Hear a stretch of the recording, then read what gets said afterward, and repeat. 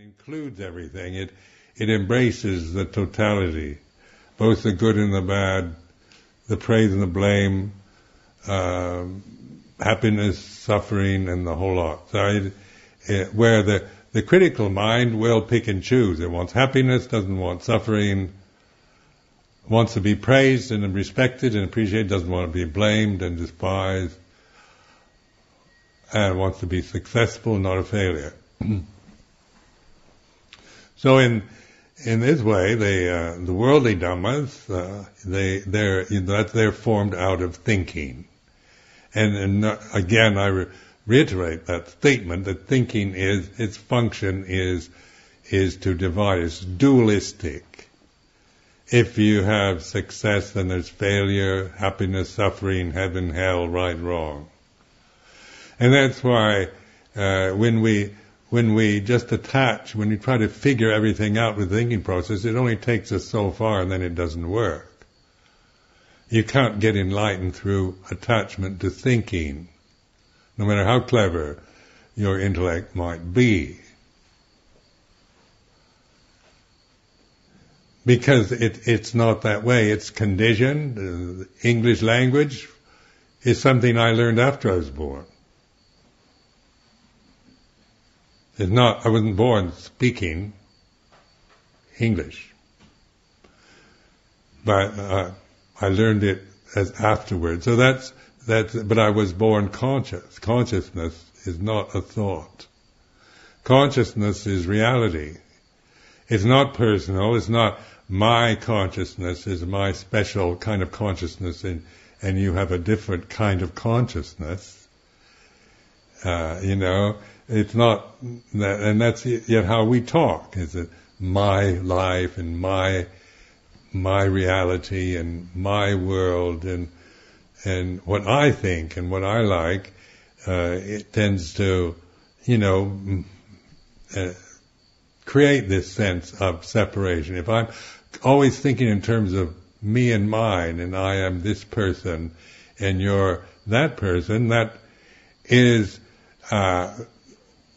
dividing, isn't it? We might, on an ideal level, think we're all one. We're all one in the Dhamma, and that's a beautiful ideal. But that's not what we're really experiencing through thinking about it. When we think about it, then we always feel this sense of division, loneliness, isolation. Or we feel in conflict with somebody who doesn't agree. Or we're in conflict with ourselves because we can be very clever on the thinking level and emotionally very immature. So we can have a very kind of high-minded, altruistic goals in life and beautiful ideals, and at the same time emotionally feel like a victim, like being persecuted, paranoia, on and on like this. So that even though the intellectual side says don't be silly, you're just making it up, yet the unemotional level, if we don't understand the emotional side also, then we tend to criticize it. Because our emotional life is not an ideal, but it is like this. We feel and the emotions are influenced by my love, my hate, my rights, my beliefs, my happiness, my greed, my sexual desire, my anger, my jealousy and fear. So all these emotions are strong, have this sense of really being me. And something, when you're really feeling some strong emotion, it's more real and more me than anything else. But there's also this awakenness to it. And so this is when we are, whatever the emotion is, no matter how strong, or how powerful, or how subtle it might be, there's an awareness of it. And so this is what the Buddha was pointing to waking up to conditioned phenomena in whatever form you have, in the myriad forms that might be appearing in your consciousness. Now the thinking process is limited to a kind of linear way of looking at everything. And that's why it's dualistic. You can only have one thought at a time. You can't think two thoughts in the same moment. And one thought connects to another. They associate. The thinking process is about conditioning yourself with grammar to communicate messages to other people. And so we have a thinking habit that's based on the grammatical structure of a language. And one thought associates with another. Also, like memories will become very strong too, will arouse emotions. So somebody criticizes me, it says some kind of harsh criticism, and you feel it, emotionally feel it. Or you can remember things in your past, that things where you've been mistreated or abused in the past. And even though those conditions aren't present now, you can, when you start grasping that memory, you can get just as angry. I used to experiment in Thailand with this. I noticed how I could really wind myself up sitting in a kuti in the forest. You're getting bored and dull, and so you think of some indignity you suffered, something that was really unfair that happened in your past. And then I suddenly, that maybe have happened 20 years before, but I could be sitting in that kuti with none of those conditions present, but boredom in ennui and trying to, without really intending to, but getting all excited and indignant over something that just by attaching to a memory of being mistreated in the past. So that you can see this all the time in yourself, or like the racial prejudices or the memories of what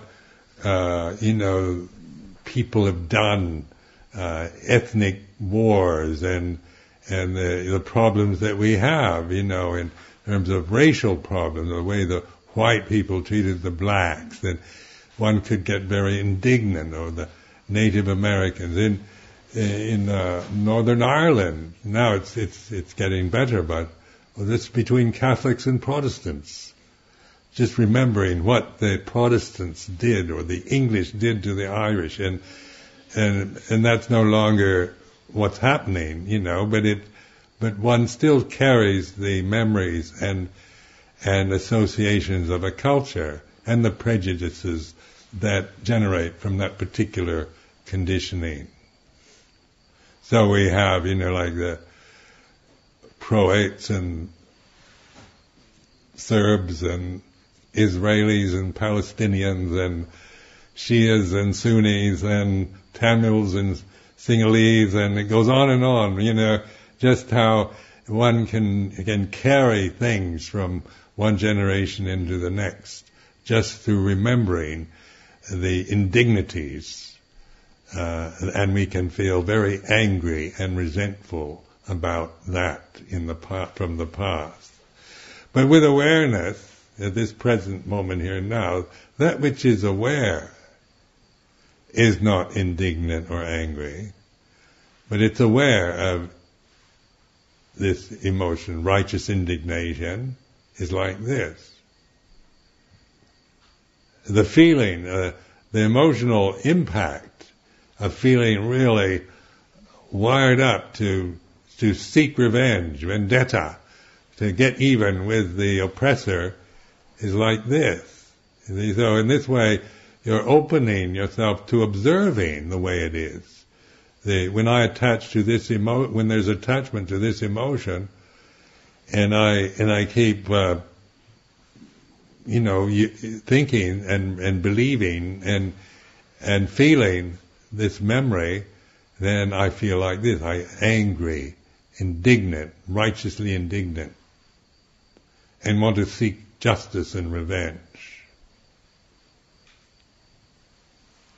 So this is all from ignorance, not understanding Dhamma. Then we seek revenge. We get angry and believe it. We carry the religious biases or ethnic biases, racial biases from one generation to the next. And that's why the world is like this. Why there's so much war and persecution. Because human beings are not awake. They're operating from the conditioning. So this awaken, mindfulness, sati sampajanya, sati panya, and then the seeing, knowing or investigating, realizing Dhamma, taking refuge in Dhamma. It's Buddha that knows the Dhamma, or the truth of the way it is, not me, Ajahn Sumedho, knowing the Dhamma. It's not my Dhamma, or I can make a claim to I know the Dhamma, things like that. It doesn't make sense. But there's this knowing that in the Thai forest tradition they use this word Bhutto, which is the kind of mantra form of Buddha, which means awakened consciousness. So Buddha then is a word that has great meaning to me because I've used it for so long. It's not just sentimental or attachment to the founder of what we know as Buddhism today, but it's a real sense of awakened consciousness, recognizing, realizing this is real, and that the relating to the conditions, to my karmic tendencies, my sense of myself as a separate person, in whatever way that is, emotional habits, pleasant, unpleasant, good, bad, foolish, intelligent, whatever. There's this awareness that includes the whole gamut, the whole range of conditioned phenomena. And seeing conditioned phenomena no longer in the critical way, but in the discerning. All conditions are impermanent. Sampe, sankhara, anicca. So that which knows conditions are impermanent is not a condition. One condition can't know another condition. Like my right hand can't know my left hand, but consciousness, they're both in consciousness. So there's awareness, the left hand's here, right hand's here. Simple as that. And how do you feel about my left hand? It doesn't make sense, does it? It's ridiculous. But that which is aware of the right hand, and then if I just get absorbed into my right hand, then I forget about the left one. So I'm getting caught and bound into my right hand, and where's my left one? But if I don't absorb into a condition and just receive it, then both have equal value in consciousness. So this consciousness receives, but it discerns, but it's not. That discerning then is discerning. Conditions are, it isn't a thought process. It's a discernment, a wise recognition of the way it is. That conditioned phenomena is impermanent, not self. Even though I might say my right hand, my left hand, that's a convention, but it is what it is. I don't have to, call it mine to be fully aware. And then as you develop this practice, then more and more you begin to recognize this unconditioned is the reality. When you let go of conditioned phenomena, when you're no longer clutching after things, trying to get hold of or get rid of, losing, trying to control or figure everything out, when you begin to say relax and open, receive, not in order to make myself at ease and because I'm so tense I want to relax. It's not for personal, needs on that level, but it's an attitude of receptivity and of allowing conditioned phenomena to be the way it is, and not rather than, liking this, not liking that. And then reflecting this realization, the reality of awareness with consciousness at this moment is this. This is real. This is not created. This is not a fancy I've made up or a Buddhist doctrine. This is real. This is reality. So then the Dhamma is reality. And that which knows the Dhamma then isn't a person. Is not. That's why you can't claim it on that way of personally. I know the Dhamma, but there is Buddha. In this tradition, we say take refuge. Buddhaṃ saranang gacchāmi, Dhammāṃ saranang gacchāmi, Saṅghāṃ saranang gacchāmi. Have the three refuges, and a refuge. The English word refuge means a place, when we seek refuge, it's usually a place where we feel safe. We're seeking a place of safety, or that which is safe from the dangerous conditions that one can experience. So we're looking for refuge. And then this refuge will never fail you. It's always safe, no matter where you are, even in the battlefield. If there is this sense of awakened attention, collectedness, awareness, and seeing Dhamma rather than judging everything according to cultural conditioning, personal preferences, the ego, likes and dislikes,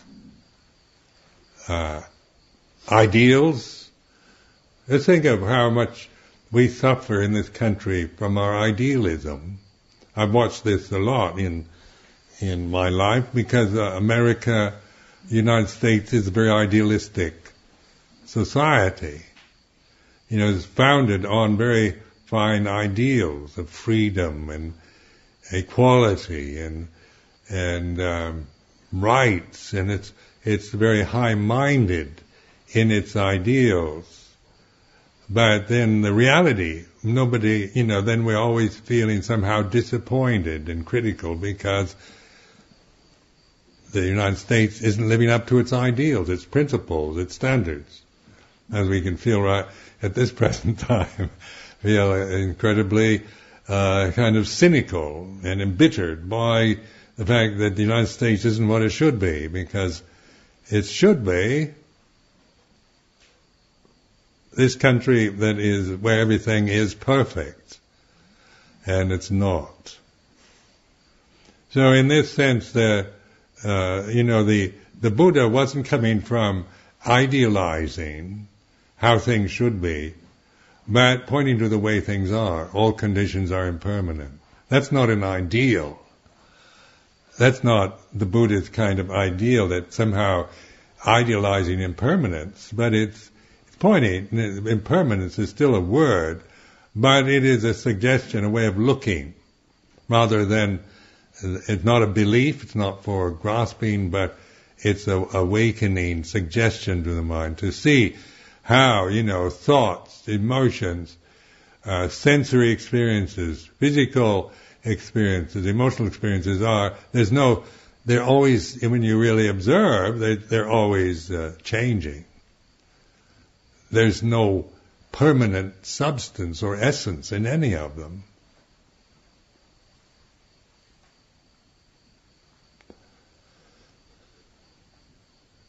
So then, but the Buddha wasn't an annihilationist either. He wasn't saying that because everything is impermanent, all conditions, they're bad, and we should just get rid of them, or that there's anything wrong with conditions. We've got to sort it all out and promote all the good ones and annihilate all the bad ones. We've got to kill the devil, annihilate the axis of evil, kill the enemy, kill Saddam Hussein, get rid of the wicked and the bad, and then we'll have only the good left. But that's not the way things are, is it? That's not how things really are. In a very act of killing, we are doing something unwholesome. We want a utopian society where everything is good by annihilating the pests and what we don't like. It's certainly not going to lead towards this utopian ideal we cherish.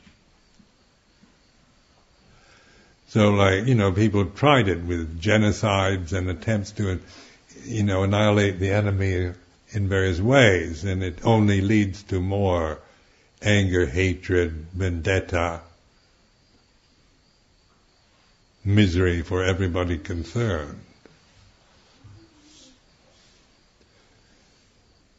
So, in this way, this awaken, this mindfulness, and with wisdom, this is within the potential of human individuals. This is not a teaching for especially refined types of human beings, but it's based on most common experience of any human being is suffering, isn't it? Dukkha, first noble truth. And there's nothing esoteric or subtle about it.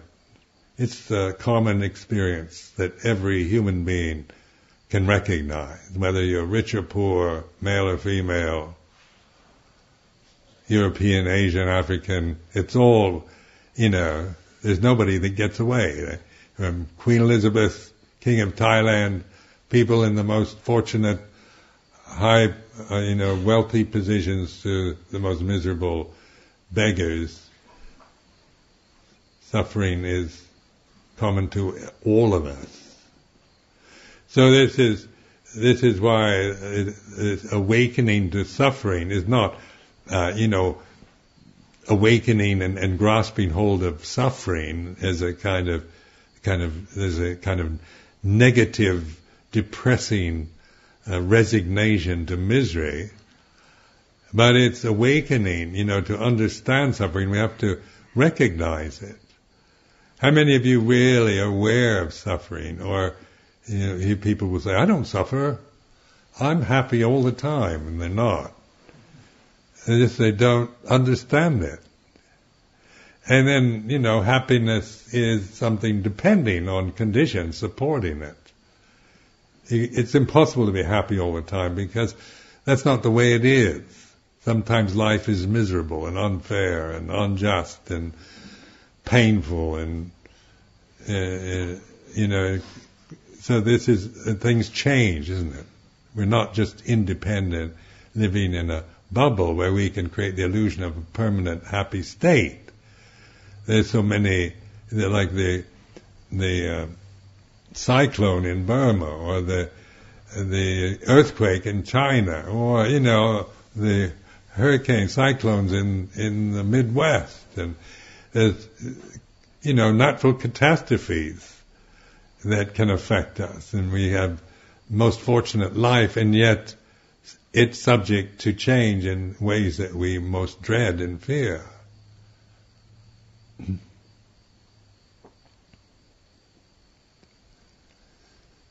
then the society changes, and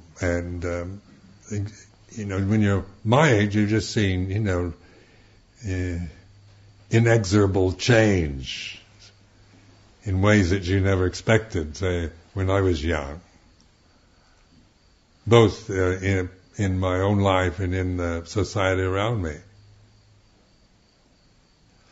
But then, what doesn't change, that which isn't changeable, is consciousness remains the same all the time.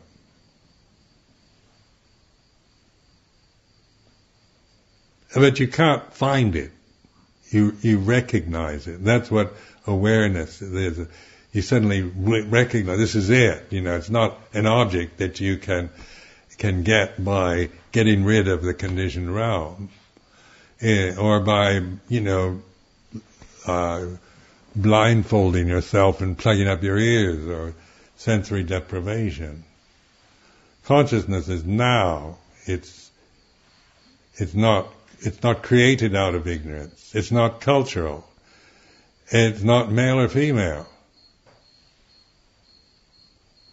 It's not good or bad. But it is real. And so this is where this vipassana practice, investigating, looking into suffering, its causes and the cessation, then you realize non-suffering, the way of non-suffering. Now that is the Buddhist. And I teach only two things, suffering and the end of suffering. So then one thinks, well, to end suffering, I should maybe kill myself because, I'm getting old. This body isn't like it was. It's stiff and clumsy, and, going up hills is no longer very easy for me. And my knees ache, and I have lousy feet. And so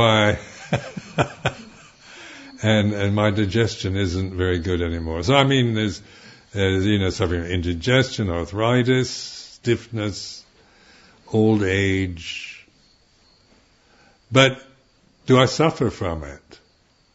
Now in this way, that this is the way the body goes. It's born, grows up, gets old and dies. That's the way it's supposed to go.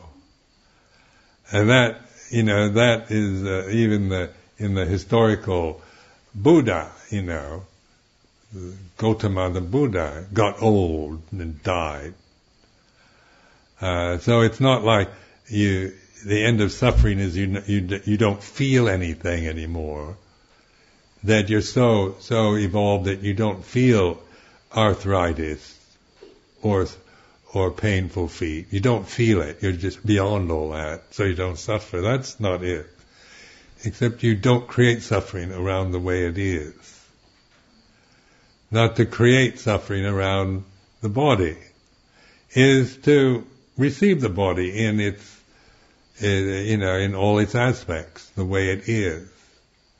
In its illnesses, sicknesses, fevers, its good health, its vigor, its fatigue, its youth, its old age. And that's not the suffering of the person. That's just the way conditioned phenomena is. Conditioned phenomena's nature is dukkha. It's changing, so it has no ability to sustain itself at a peak moment where I could reach this peak age, maybe 25, and just stay that way forever. Now at my age, 74, you don't want to live forever in a 74-year-old body. I quite looking forward to death, because get rid of this thing. But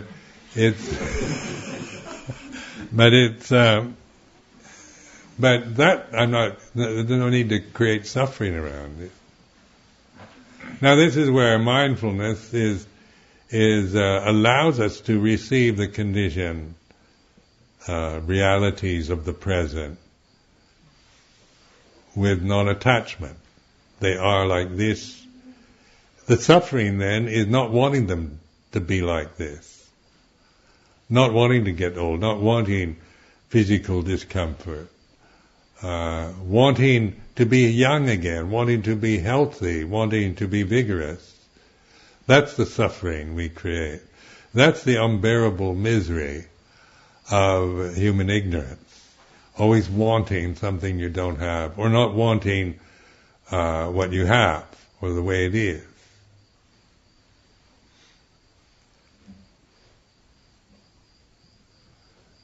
So and this is a society based on discontentment, isn't it?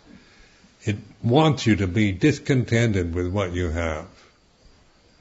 Because the economy would collapse if everyone was content. It would make you envious and jealous and discontented is to keep the economy going.